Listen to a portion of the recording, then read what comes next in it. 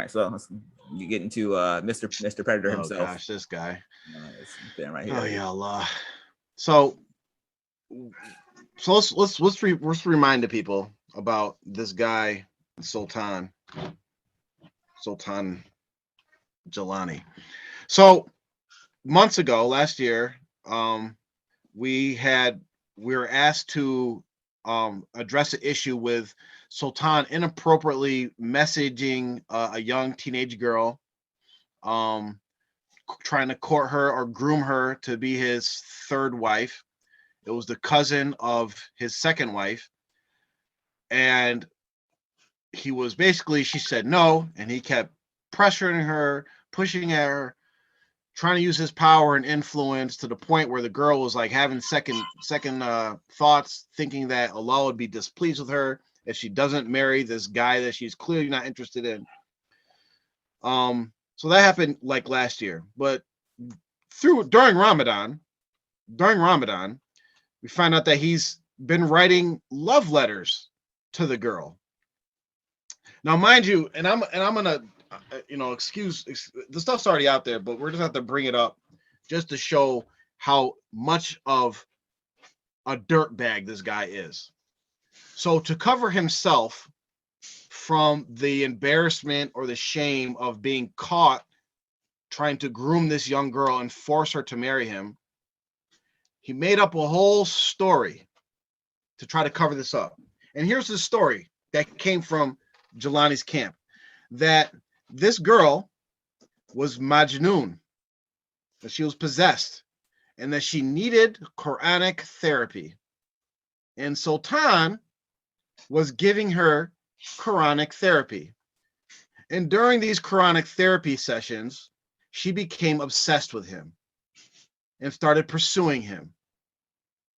And that's where it all came from. Right? That's where that was their defense of his communications with her. It was all her. She's Majnun. She needed Quranic therapy. This is how he degrades the girl. Instead of just saying, yeah, I was a dirtbag, I shouldn't have did that, I was wrong, I'm sorry. But then he comes back and starts writing love letters to this crazy girl that he said was Majnun. I can give you anything you want, anything you need, I'll provide it for you. This nigga with no job, no skills.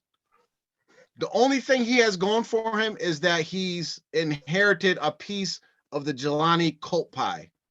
Mm-hmm. That's it. And it's really shameful. And may Allah protect us ever from being in this position where we cannot defend our children, and as men specifically not being able to defend our daughters, because this girl has a husband or has a father. This girl has brothers, and even though they know that this dude has been writing their sister, their daughters love letters, they can't do anything about it. Not a damn thing. And this guy's now riding around in a car with future prospects. And I'll let Mubarak touch on this one because, like, he'll be able to cover this the best. Because look at this. Just look at this. I'll be honest. The thought. Like I said, we got 4 girls, and I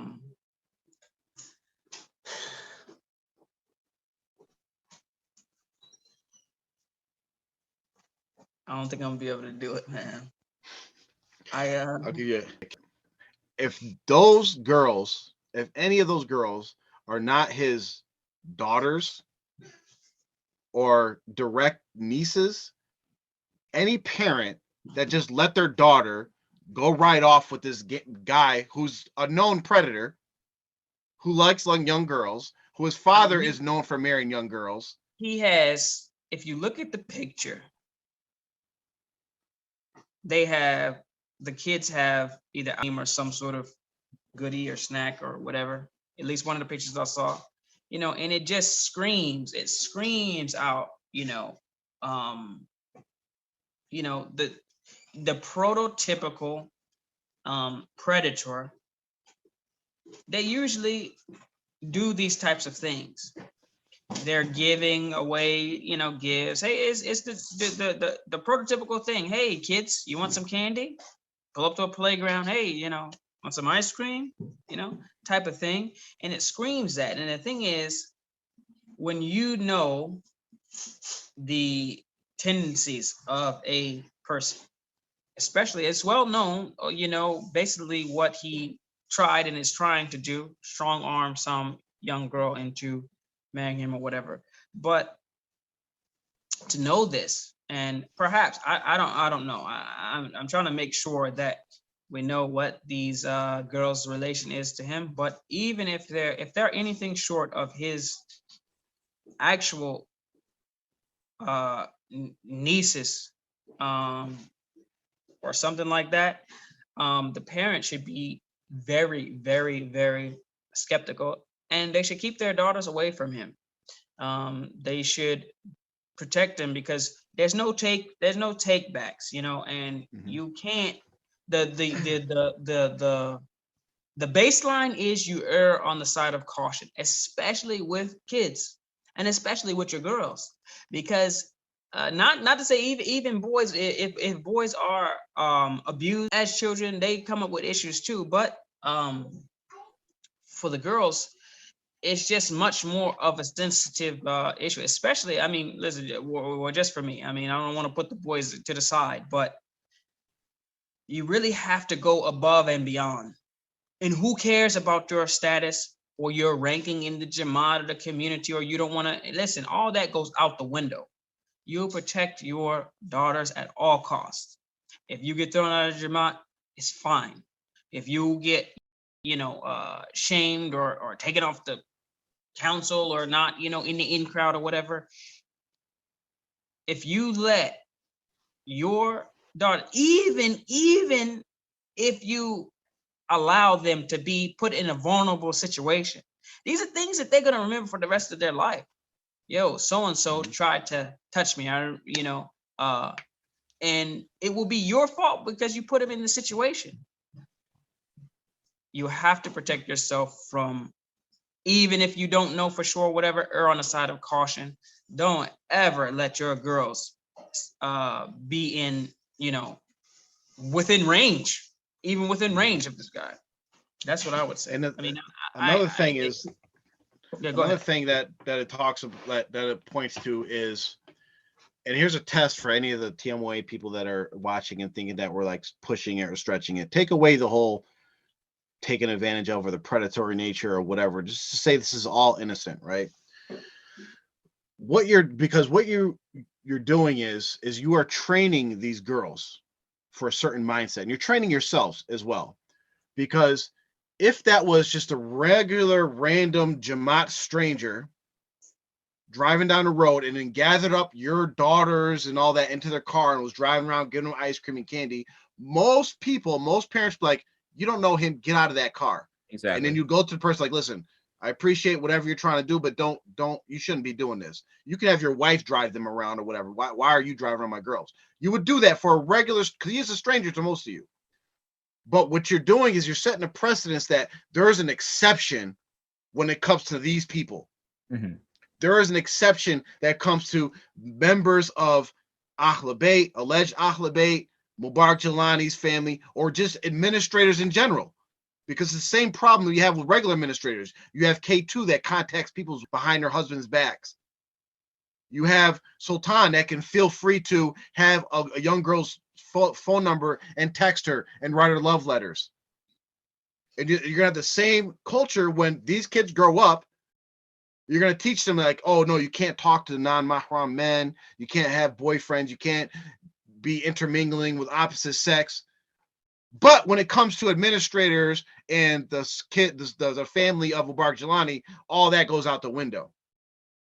And it reminds me of an individual, and we won't get into the details, but you have to have some courage, right? You have to have some courage, where Sultan was trying to talk to a man's wife trying to talk to a certain man's wife, and the man checked him like a man should do and said, do not respond to him. Don't talk to my wife. You talk to me. And then the people that were there was like, but that's Sultan Shah. And then he should know, if he's Ahlul Bayt and all this, he should know that more than anybody, that he shouldn't be addressing my wife. Here's a hadith, right? Most of you guys know it, and I don't have the exact words. Well, it was when Rasulullah went to Jannah. He went to Jannah and he got to see this giant paradise. He seen like one of the servants was very beautiful, and she was like, I'm just a servant. I'm not even one of the horis, right? And he was like, whose mansion is that? Whose palace is that? Like, that's Umar's, radiallahu anhu. And Rasulullah, long story short, when he came back and told the Sahabas, and he was like, I wanted to go see that palace, but I didn't. And they're like, well, why didn't you go? And he said, because I know Umar is protective of his women, and I didn't want to go into his palace. This is Prophet Muhammad sallallahu alaihi wasallam, that in Jannah, the place where there's no sin or anything, he didn't want to violate Umar radiallahu anhu's wives in paradise, or his ghayr, his jealousy that he has over his family, or his thing in Jannah, that he didn't go see the palace. So if Rasul sallallahu alaihi wasallam is cognizant of this and doesn't violate these rules and regulations, and he's not the exception, what makes you think these duds are? They're not. And it shows you that they're like, they don't know Islam, and if they do know Islam, they don't care about Islam.